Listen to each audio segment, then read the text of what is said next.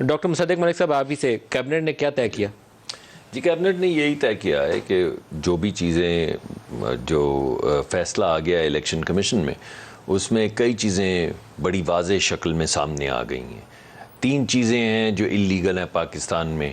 आप किसी फॉरेनर से पैसे नहीं ले सकते, इन्होंने लिए, वो लिस्ट मेरे पास है। रुमीता शेट्टी, लीसा, चार्ल्स हेन्स, लरीसेटा, चरणजीत सिंह, ये सब नाम लिखे पड़े हैं। और इनकी नेशनैलिटी कहाँ की है?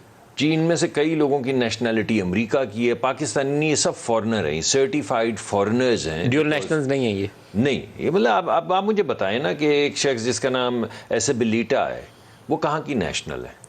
और अगर आप पे इल्ज़ाम, अगर पीटीआई पे इल्ज़ाम लग जाए, क्योंकि ये तो फैसला आया इलेक्शन कमीशन की तरफ से, तो वो नेशनैलिटी एसेबिलिटा की सामने ले हैं, या चरणजीत सिंह की सामने ले हैं, या चार्ल्स हेन्स की सामने ले हैं, या जितने भी लोग हैं जिनके नाम लरीसा है या रुमीता शेट्टी है। रुमीता शेट्टी के मुतालिक तो वो खुद कह रहे हैं कि हाँ वो इंडियन ओरिजिन की हैं, मगर उनकी किसी से शादी हुई है, तो अब हम तो अकीदत से उनको भाभी रुमीता शेट्टी कहना शुरू हो गए।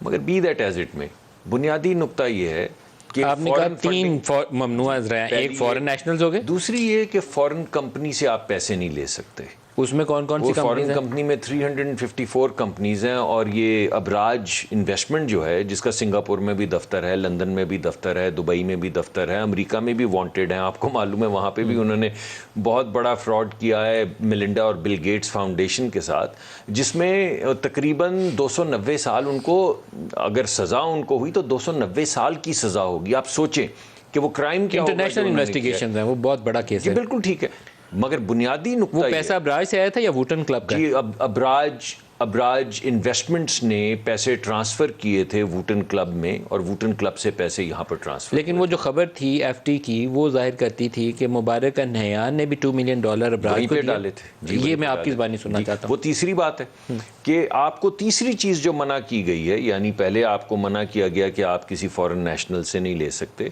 फिर आपको मना किया कि किसी आप फॉरेन कंपनी से नहीं ले सकते, उसमें मल्टी नेशनल भी हैं, जिसकी वजह से मैंने तमाम दफातर गिनवाए हैं अबराज इन्वेस्टमेंट के। तीसरी चीज़ ये है कि आप किसी फॉरेन काबीना के मेंबर से, किसी मुल्क से नहीं ले सकते, और उसमें भी यूएई के कैबिनेट मेंबर जो हैं उनसे, जैसा कि आपने अभी फरमाया, £2 मिलियन, उनकी किताब में भी लिखा है, वो क्या नाम है, समथिंग मैन, किताब का नाम मैं भूल रहा हूँ, और आर्टिकल में भी लिखा हुआ है। अब ये मुबारक नहयान ने £2 मिलियन जो थे ये दिए अबराज को?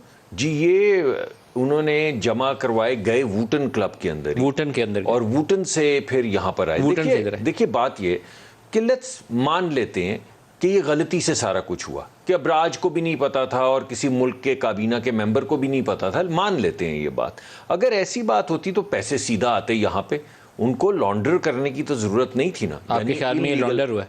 देखिए, घुमाया गया है। देखिए, आपको अगर आप यहाँ पे भेजें तो वो ब्लैक मनी है, वो यहाँ पर नहीं आ सकता। उसको वाइट करने के लिए इन तीनों जराइम में, ये जो आपने बताया कि ममनू है पॉलिटिकल पार्टीज ऑर्डर में, तो इसके मुताबिक फिर आप आज हमारी काबीना में जो तमाम शिकें पेश की गई, ममनुआ भी है और फॉरेन एडेड फंडिंग भी है। मुझे कुछ दिन पहले मेरे कुछ दोस्त हैं, राजा साहब का भी ख्याल यही था कि अगर आप ये साबित करना होगा कि ये पैसे लेने के बाद मुल्की सालमियत के खिलाफ काम किया गया है, ऐसा कानून में नहीं लिखा है, आज पढ़ा गया है, फॉरेन एडेड हो तो फिर ये में लिखा है कि आप अगर 2 जराइम है सेपरेटली, यानी या तो आप किसी फॉरेनर से पैसे लें, वो भी एक जुर्म है फॉरेन एडिट के अंदर, किसी फॉरेन मुल्क से लें, किसी सियासी जमात से लें, या आप मुल्की सलामती के खिलाफ काम कर रहे हो, वर्ड वहां पे लिखा है, और ये नहीं लिखा कि and you are doing this, कि आप ये कर रहे हो तब भी आप फॉरेन एडेड में आते हैं, या आप मुल्की सलामती के खिलाफ काम कर रहे हो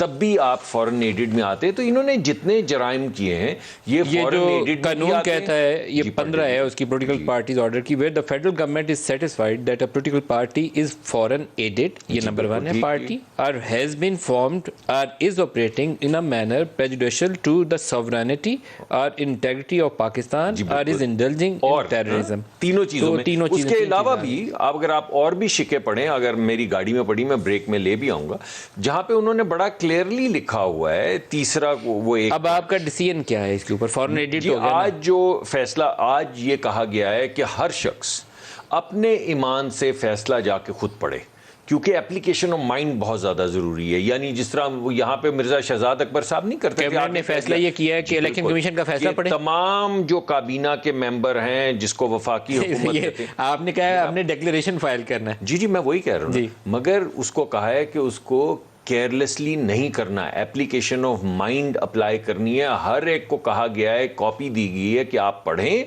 उसके बाद इस पे डिबेट होगी और उसके बाद ये फाइल किया जाएगा। कब? ये नो टाइम फ्रेम जी, मगर एक लेकिन अगली कैबिनेट मीटिंग में हर एक पढ़ के आएगा, एप्लीकेशन ऑफ माइंड करेगा, कानून भी उसको दिया गया, वो तमाम कानूनी हवाले भी दिए गए हैं, फैसला भी दिया गया है। Next cabinet meeting is going to be the most important. जी बिल्कुल।